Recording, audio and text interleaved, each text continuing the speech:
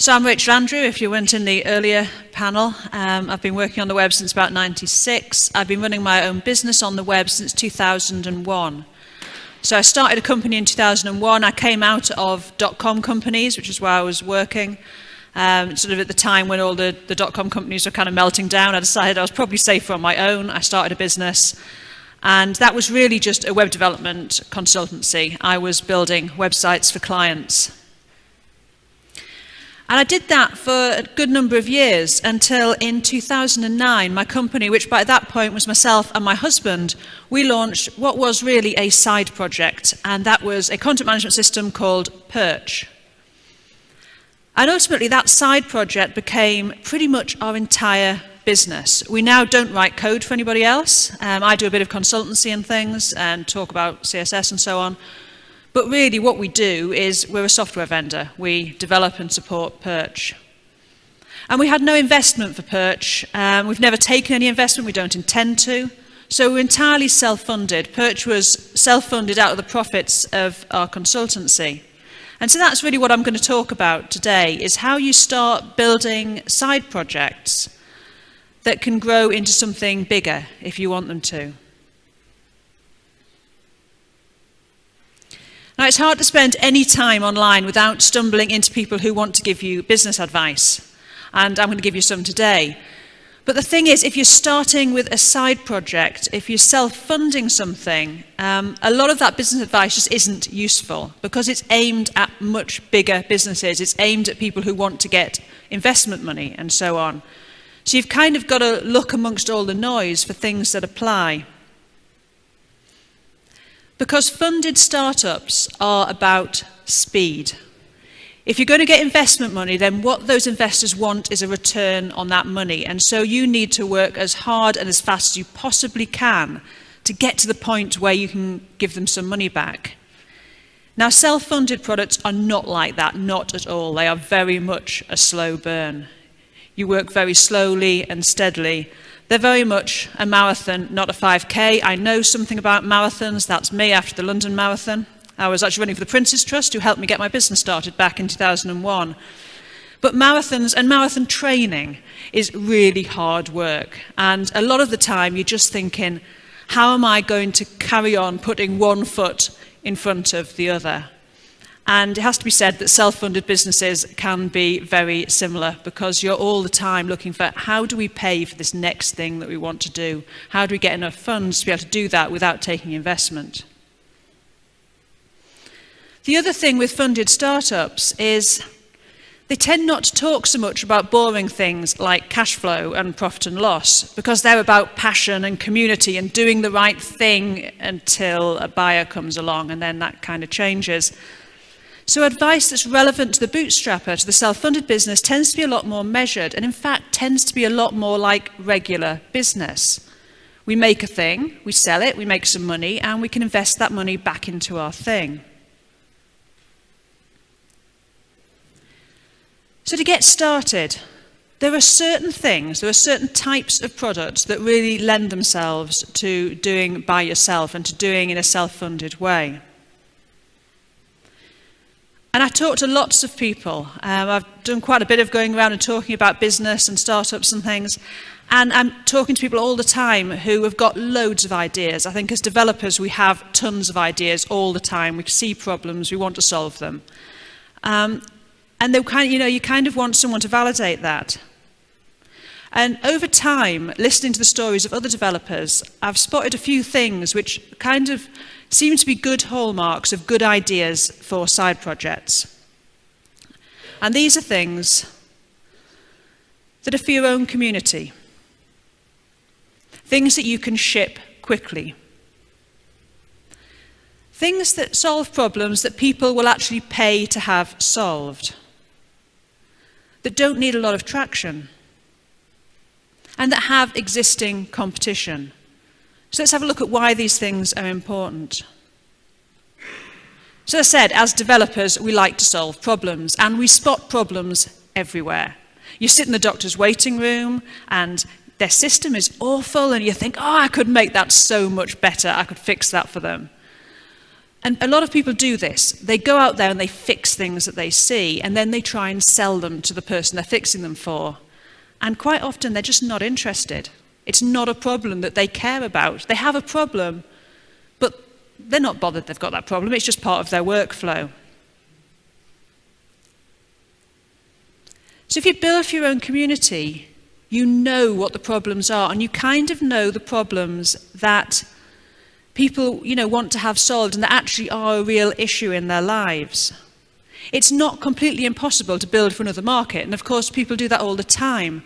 But typically, to build for another market, you're going to have to do an awful lot of legwork. You're going to have to do a ton of research, you're going to have to speak to people, you're going to have to get into their businesses, actually work with them. And if you're doing this as a side project, you haven't got time. You haven't got time to do all of that legwork. So look for problems close to home. I mean, that's absolutely what we did with Perch, because version 1 of Perch was just something that we needed. As a company, we'd kind of started building large-scale content management solutions. And we were building them mainly on behalf of design agencies. They'd essentially outsource that side of the project to us.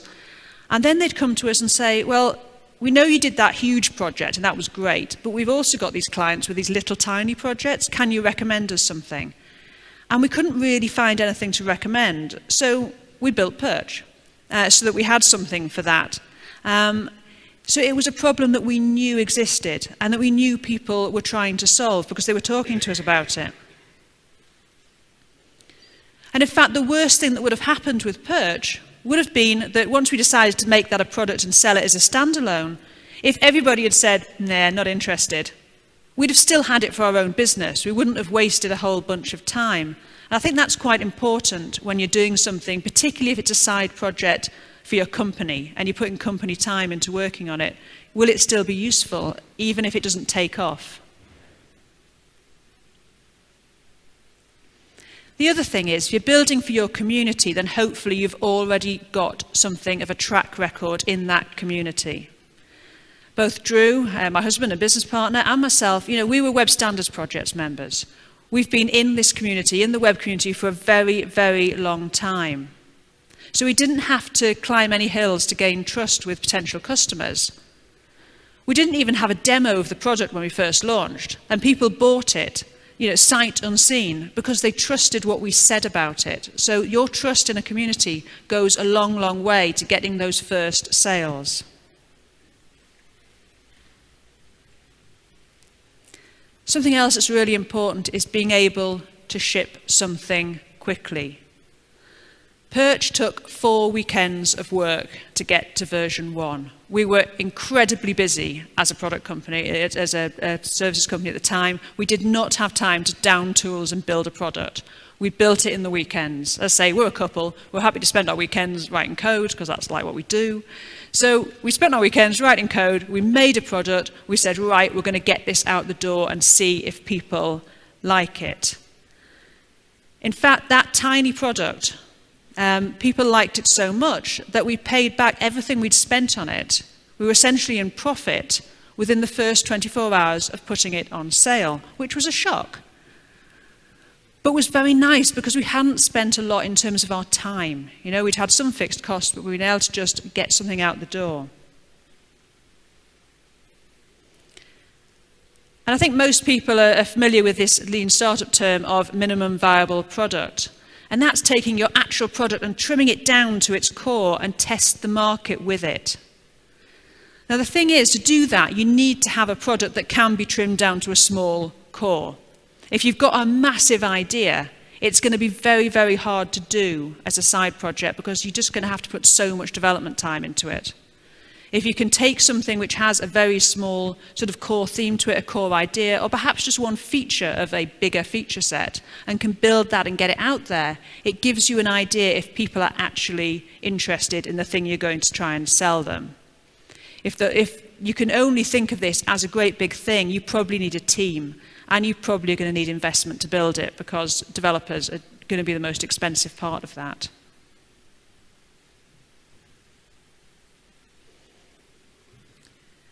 The thing about getting to launch quickly is important to side project builders, not just because you haven't got a lot of time, it's because if you leave it too long, you probably won't ship. Because you will build and you will add features and you will go off down different paths and it will get bigger and bigger and bigger and it'll never get out the door. It's very easy to lose motivation if something is taking, every weekend, if it's taking up every evening, if it's taking up all your spare time. It's really difficult to actually make it move forward, and eventually you can lose motivation and just not ship it at all. So define problems, define small, complete problems that you can solve with your product and ship your solution to that as quickly as you possibly can. Shipping fast doesn't have to mean shipping kind of rubbish, but you need to ship something that solves a small enough problem. So as an example, Perch version 1 was basically a content editor. I refer to it as CMS now, and it is, but Perch version 1 really couldn't have been called a content management system. It was a content editor. You couldn't add new pages, there wasn't an API, you could upload images, but you couldn't resize them. So if your client uploaded some giant image, there was no way to resize it. But that was fine because we were testing the waters, and those features came very, very quickly. Because we were solving this problem, and the problem that we solved, that people were interested in having solved, was people were building websites and still building static websites, so essentially a collection of HTML pages. They'd not installed WordPress or anything else, they just built a set of HTML pages. And then their client would come to them and say, do you think I could edit the content on the home page? And all they could do at that point was to turn everything into a WordPress theme, which took ages, and then, and rebuild that for the client. And that took a lot of time. And so what we did was we built this content editor. We allowed them to drop a tag into the homepage, refresh the page, content would show up in admin, client could edit the content. That was it. That was pretty much our MVP. Now, the product today is nothing like that, and it is a fully fledged CMS, but we started from essentially what is a feature of Perch, and people paid us money for it. Which leads on to my next point. The problem you solve needs to be something that people are happy to pay actual money to have solved. Because plenty of people have a problem, and they might want to find something to solve that problem. But if you say, well, yes, I can solve the problem, but you need to pay me €100, they'll say, nah, it's all right, I'm happy to have the problem. And so if you're in that market, and it has to be said that web developers are very much that market. If you try and launch this to web developers, they're like, no, I could build that. Even if it would take them days rather than spend some money. So if you might find problems that people just are not willing to pay for, it's not valuable to them to hand over money to have it solved. And as a rule of thumb, selling to consumers is far harder than selling to business owners, because they don't have this kind of time limitation in the way that business owners do. And also selling to freelancers and to people who, sort of do work for money, they can often act an awful lot more like consumers than a larger business will, where kind of the money being spent, nobody takes it personally. It's not their money that's being spent. So if they can save time, they'll be quite happy to pay for something. So consumers tend not to have a lot of that drive, and I would definitely advise anyone trying to launch a side project they're hoping to make money from to go for the business market, not the consumer market. Consumers are really, really hard. They need a lot of advertising too, and a lot of explaining why they might want your thing.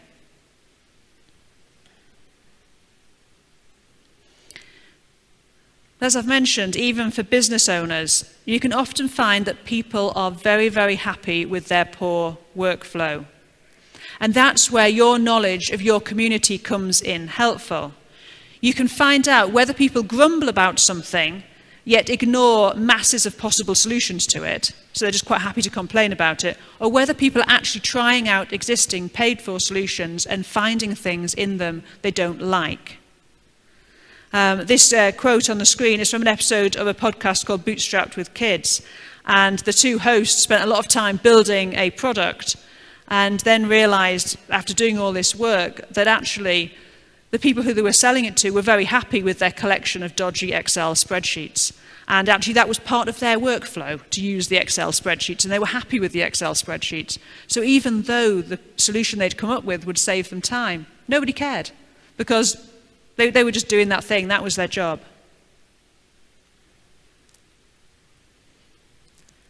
So with Perch, one of the things we were trying to solve, it was something that a lot of designers could have solved themselves, a lot of developers could have solved, or they could have just installed WordPress, for example, which was there when we launched Perch. They could spend their time redeveloping the site so it would work in word process. But there was value for them to buy Perch in terms of their time saved and the back and forth with the client saying, well, now you've told me it needs to be editable, it's going to be another however many days work. They could actually just drop in Perch without even needing to go back to the client. And so what we decided with Perch was that it would save even the most experienced WordPress user more than an hour of time if they needed to make a completely static site editable. So we sold it at a price point that was less than the average web designer's hourly rate.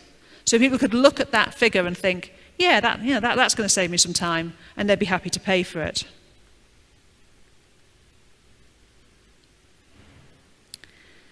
And there's another reason to get people to pay for your stuff.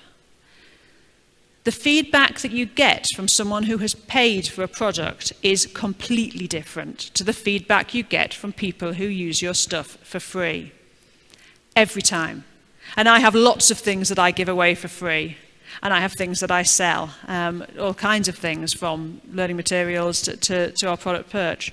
You get very different feedback if someone has actually paid for something, because they've invested in it to some extent, and that just changes the dynamic, and you get better quality feedback from people who've paid. So, it's always worth, even if you think, well, I can survive without charging for this for a while, and I'll get loads more users if I don't charge for it, think carefully about that, because the quality of feedback you get from someone who has paid for your thing will be different and a lot more valuable. You can put stuff out to sort of trial users and things, and they'll be like, oh yeah, that's okay, that's quite good. Whereas the paying users will be like, well, I've paid for this thing, and I think that it should be helping me to do this, and you get this very direct feedback. It's a little bit more scary, because with free users you can say, well, you got what you paid for. And once someone's paid for something, you've actually got to deliver on that. But it tends to be much better quality information that you get out of those people.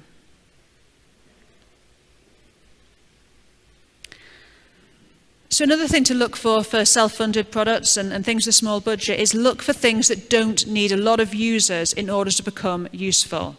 So don't build the next Facebook, basically. And a lot of people have these ideas that are basically social things. They are hard, because for them to work, you need a lot of users. So any type of community product, unless you've already got an inroad into that community, unless you have got such standing there that you can say, here is this thing that solves this problem this community has, and they're all going to jump on board, very, very hard to build any product that needs that kind of traction. So pick something that's as useful to customer number 1 as it is customer 1,000.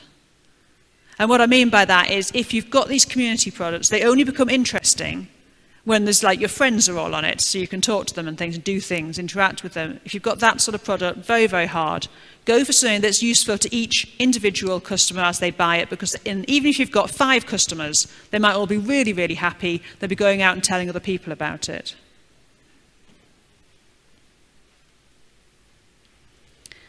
Something else people say to me all the time is, I've got this great idea for a product, but I've just seen somebody else has already done a similar thing. I'm like, great, that means that there's a market for this product. Look for things that have competition. I launched a CMS. These were just some of our competitors at launch, a PHP and MySQL CMS. There's tons of them. There's a new one comes along. You think JavaScript frameworks are bad? PHP and MySQL CMSs, there's hundreds of them. They're all over the place. Loads. Lots of them are free. But that's because a lot of people need content management. And they all have kind of different ideas about how it should work. The nice thing about having lots of competition, you can find out what problems aren't those things solving. What do people complain about? Find the things they're not solving, make that a core feature of your thing, solve that. Go hang around those products forums, stalk them on Twitter, find out what people are complaining about. Those are all ideas you can say, well, do we solve that in a better way? So if you try and bring something completely new to market, then you've got this huge educational hurdle to climb. You've got to teach people why they even need your product. Never mind, I actually get them using it and encourage them to pay for it. So new things, again, often need funding just to get past that, well, will anyone actually use it because no one knows what it's for kind of hurdle.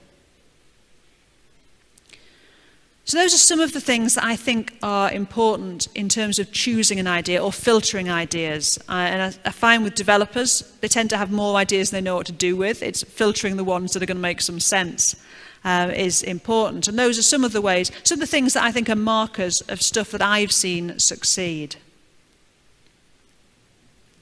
But then the other problem is once you've found a really good idea, is how do you actually find the time to start working on that idea? Because time seems very limited, and especially with side projects. If you're doing it as well as a day job, or you're doing it as part of your consultancy work or whatever, you've probably not got a lot of time to spend on it.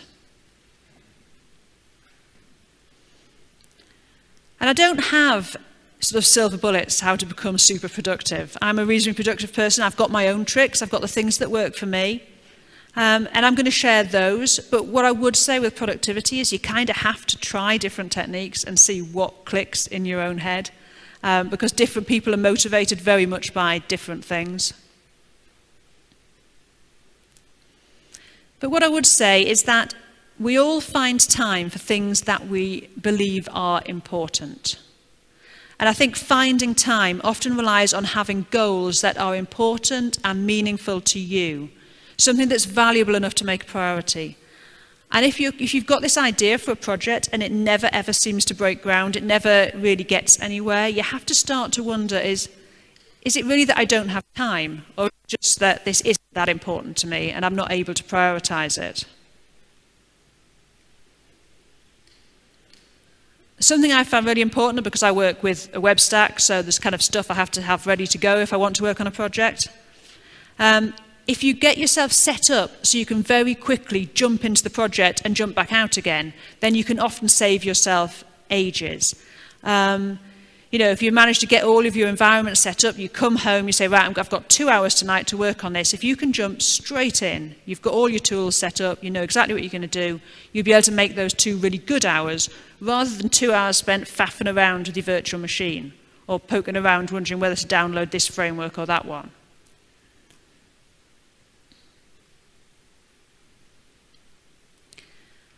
And something else we found important, particularly because Perch was a side project of our existing business, it's important that these things become first-class citizens. And what I mean by that is that you see them as important as the rest of your work. And now it might be that they only get half a day, or they get a weekend day, or they get 2 evenings a week. It doesn't matter how much time they get, but that time should be important and valuable, and kind of benchmark that it's just for them, it's just for that project, it's still important, it doesn't get pushed out. If you see these things as, oh, well, if I don't have time, I'll not do that, then you'll find that you never have time for it and it always gets pushed out because there's always something else you could be doing.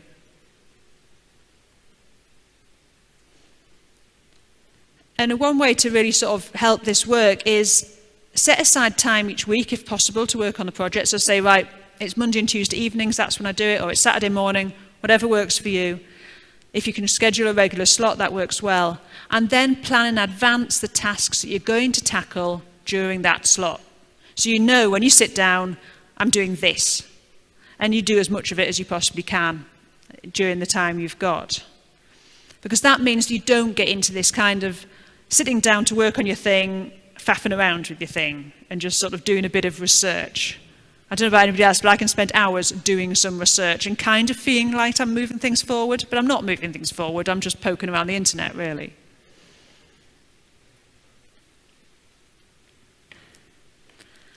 I'm very much about goals. but I'm a distance runner, so that kind of goes with the territory, really.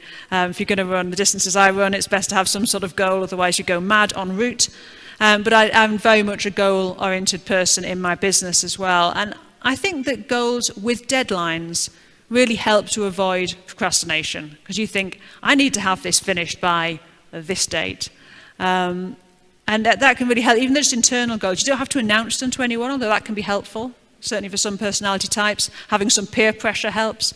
But set goals and put dates on them.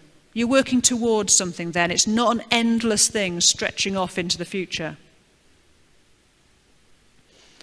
I really do think there is a lot of power in setting goals, writing them down, and putting a date on them.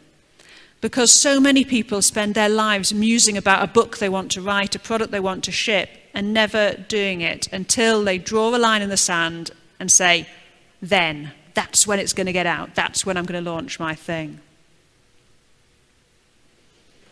So I'd say choose a goal, define what it is you're going to create, try and make it as small as possible, and then decide on a launch date.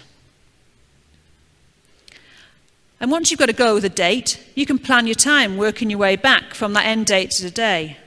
Now, you might have an end date some months in the future, but you can still break the tasks down month by month. This link is to a really great post, a chap called Brian Castle, who's another product person, and he talks about the cascading to-do list. It's kind of a method that he has of breaking a great big task down into sort of monthly goals, and then right down to what am I going to do in my next session working on my product. Now that's quite a helpful framework to work in. And it really is, I believe, about productivity. A lot of it is setting up frameworks that work well for us. But you do need to be realistic. As you make your plans, you may realize that realistically, you've set a completely unattainable goal. There is no way you're going to fit all of that work into this amount of time. It isn't going to happen. So, you're going to do one of two things. You're going to need to revise the end date, or you're going to need to remove elements of the project, make it smaller. As I started with saying, it's important these things are small enough to ship. And I'd always favor that first approach. Cut out stuff. Remove as much stuff as possible. You can always put these things into a phase 2, which I think is a really good mental trick for not feeling like you're sort of cutting the product short. Say, that's okay, I'm going to ship, this is version 1, and version 2 will have all this other stuff that I feel is really, really important, but I'm not going to do now. Because the thing is that once you ship something, if you then very quickly start to ship releases with updates and features that people really like, they're not going to feel shortchanged by version 1. They're just going to be so pleased they get all this extra stuff. They start to see the features. Going back to Perch, we didn't have that image upload stuff, image resizing stuff when we started. Well, we shipped that really quickly. And people are like, wow, now it resizes the images. They weren't, why wasn't that in the first thing? No one said that. They were fine about it. So often you can add those features later and they delight the customers, and that's really cool too. And about that, you know your product really, really well, and each of those features you cut out will seem like a sort of a massive, massive thing. You'll think everybody's going to look at it and say it doesn't do X, and therefore they're going to say it's rubbish. The thing is, your customers do not know those things don't exist. Only you know those things don't exist, and you'll find that an awful lot of the customers didn't even need that thing anyway, and so won't ask about it. So as long as you're solving the problem that you say that you're going to solve in your materials, and you solve it well in a way that people are happy to pay for, that's fine. You can add the other stuff later. Don't be apologetic about a small feature set. Just market and sell the product as it is today. Make sure you're accurate in presenting the scope of the problem you're solving, because you'll soon start to get suggestions and requests for features. And I can assure you they won't be exactly the same as the feature list you have in your head.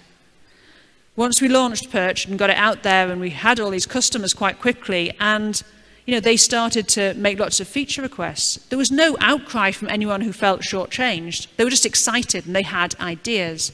And so we were able to start collecting these feature requests and see which features were actually important to our audience, as opposed to which features we thought were important. And sometimes they matched up, but other times they were completely different. And this really is still how we develop Perch. It's very much based on what are people saying to us that they need in their work, and how can we see, as we get those requests, what the majority of people would be interested in. So my main piece of advice really is to start small. Start small, get feedback from paying customers, and then start to iterate and improve on the product for those customers. And it's worth mentioning that starting small does not just mean the product itself. Something that surprises people who launch products is how much other stuff goes along with shipping some little bit of software. There's like, how do you sell it and how do you support it? And there's all kinds of other things that go on that you never even thought of, like strange tax rules that only apply to selling digital products and so on. Whole bunch of stuff. And there's loads of really great services out there that can help you ship your product. You don't have to build everything yourself, especially these days. We had to set up with a full merchant account and things when we launched Perch because it was pre-Stripe. These days it's so much easier to get things out. The one thing I would say with using other people's services to deliver your stuff, make sure you own your own data. It's very easy to kind of lean on a lot of software as a service applications to do things, but make sure that you can get your customer data out of them. Because you're losing a huge part of your business if you don't have that data. And it's quite easy just to sort of lean on some other stuff and then realize that actually you don't own any of that information. And that information is a real goldmine for future things you might want to do. So you launch and people like your thing, and then you've got a brand new problem. Because you kind of think, oh yeah, I've launched now, I'll be able to stop and have a break, and then you get really busy because you've got people and they want stuff. So we started to help people in support, and we talked to new customers. It was really exciting, because it's exciting when people like the stuff you've built, but then you have to deal with the feature requests. So our move from consultancy to products fully took about 4 years. And so between that time, there was a lot of time where we were essentially half and half, a product company and a services business working with our own clients. And that was really, really hard, because we were spending part of the day just doing client work and then having to dive back into stuff for Perch. And this is where making your product a first-class citizen becomes super important. Because as you get more customers, you should be able to devote more time to the product. And the more customers you get, the more time it should be able to afford. So if the issue is that despite a growing customer base, you're finding that the product does not bring in enough income, enough revenue to be treated as a first-class citizen, then that's a problem. Are you pricing it too cheaply? Are you reliant on an expensive service, which happens to a lot of people? If you're storing a lot of data or what have you, that can become quite expensive. It might be that you're attracting a type of customer who needs a lot of hand-holding, so you're spending a lot of money supporting your product. So you can identify these problems as you go along. And that's the nice thing about self-funded products. We don't tend to launch, with this great trajectory, this great hockey stick growth. We tend to go along quite slowly. And that gives us time to fix problems as we go, to spot them and fix them before they become a really big business-killing problem. So here's some things that we do to make our lives easier in terms of supporting our business. I've talked a lot about putting dates on things, but you do not share these dates with customers. Never, ever share dates with customers, because they will rely on them as an absolute. And especially with something like Perch, our customers use it to provide a service to their customers. So if we let our customers down, then by extension, we're causing them to let their customers down, and we don't want to do that. So we don't say, yes, this feature will be ready next Tuesday, because something could happen that stops that. Some big problem could occur that we have to fix instead. And especially, when it's a side project, there's a ton of things that could cause you to have to delay a feature. It might not even be related to the product. It might just be that you land a decent client project and you want to be able to do that because it's going to bring in a good chunk of money. So we always sort of hold back on sharing dates, and we're quite quiet on that, and it does frustrate people, but it's better than the alternative, which is letting people down. We don't want to do that. So we essentially don't really publish a roadmap. We do for some small features, like we're currently working on an e-commerce module, and we've got a kind of roadmap for the beta for that. But we don't have a big roadmap that says, next feature is this, because sometimes we have to react to what's happening in the industry. When responsive design became a thing, we stopped doing everything other than work on the responsive images stuff in Perch, because that was really important to our target market. Something else that's helpful is to collect use cases rather than feature requests. Your customers will come with very specific ideas. They'll say, can you do a thing? And they'll tell you exactly the way to do it. What we do is ask them, well, what problem are you trying to solve with that? Because that allows us to collect lots of people who've got the same sort of problem and identify a generic solution that will help all of them, rather than kind of tricking out the product with lots of very tiny features and settings. Customers always want some kind of setting. That's always their solution to every problem. So try to add lots of tiny features. Just find those general solutions to problems, and that can add functionality that will help other customers. Also, understanding the problem means you can often help the customer right there and then. You may find there's a way they can use the product to kind of get to where they want to be, even if it's not a real solution yet. And you can say, well, do this for now, and I'll look at adding that to the product later. And don't forget to go back and let them know when you've solved their problems, because they really like that. If someone's come in, to your support and said, oh, it doesn't do this, it'd be great if it did that, and then it might be 6 months later, we'll try and go back, dig up the thread and say, hey, we've shipped this, and thanks for your feedback, it's really helped us move the product forward. This is the thing that we've now done. But while you're doing that, it's really important to sort of protect that core use case of your product.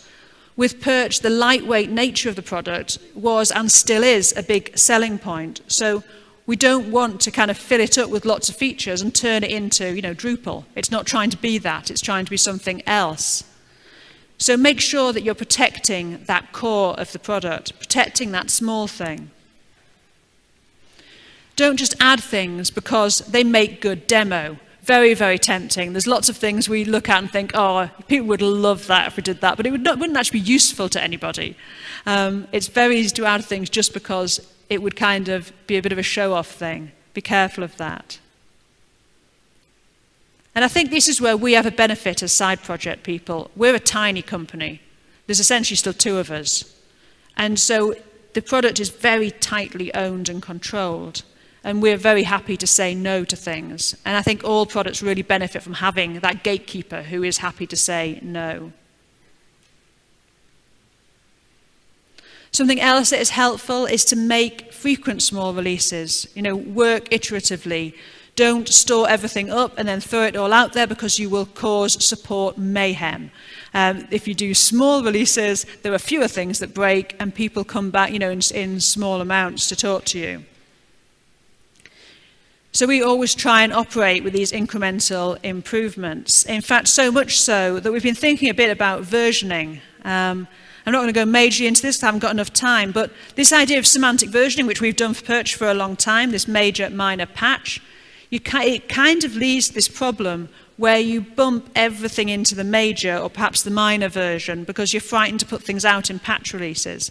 And this leads to this stability wave, where you get the product nice and stable, and then you ship a big new version, and boom, you've got loads of bugs again.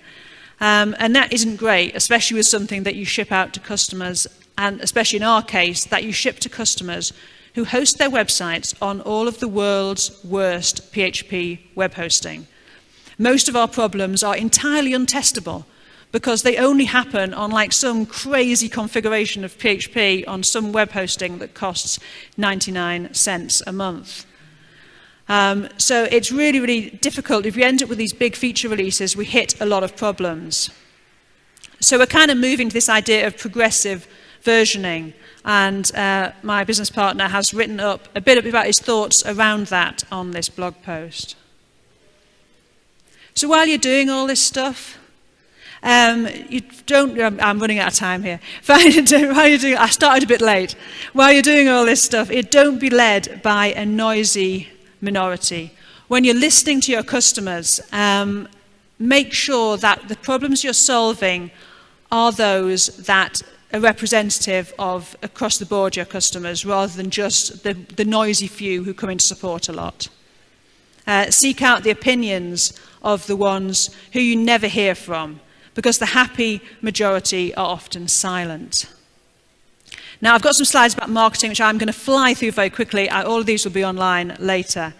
I think marketing is a big issue for developers. We don't like it. I don't like it. I still find it very difficult. But sales and marketing is just about you talking to people about how cool your thing is, and you're the best person to do that. So you don't need to worry about the sort of marketing thing. Just get out there and talk to people. These are common things. You can grab my slides later, but just get your stuff out there as early as possible. Put up landing pages. Get some people in that you can email and talk to.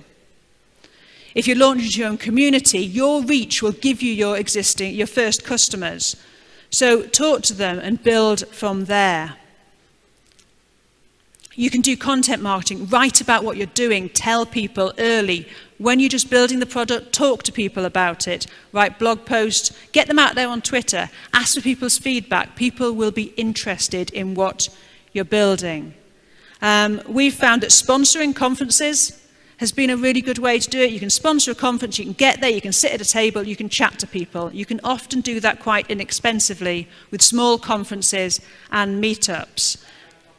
Exactly, yes. Yeah, we're getting out, it's a really nice way. To me, it's helping your community as well as getting out there. So if you're speaking to your own community, being at the community conferences, that's a great way. Other things, sponsoring podcasts, that's a very inexpensive way, and you'll get a host who is an influencer talking about your thing for a few minutes on air. Paid advertising, don't do it unless you can track it, because otherwise you are just throwing money sort of away. And target long tail sort of keywords. If you research smaller sites, visited by your ideal customer, advertise on less expensive sites. These are a couple of books. You can grab my slides later, which talk about marketing specifically aimed at developers. And be sure to create your own definition of success with this stuff. We're not building things which are huge startups. You know, the revenue that wouldn't be worth chasing if you're a 60-person business could be life-changing to an individual. And that's what we've discovered with Perch. And what I would say is the work we've put into it has been very much worth it. And spending evenings and weekends on a side project can be very, very much worth it. And I'm sorry to have had to dash these last few slides, but you will find all of the slides and lots of resources on that page there. And I'm very happy to chat about this stuff with anyone who is interested. Thank you.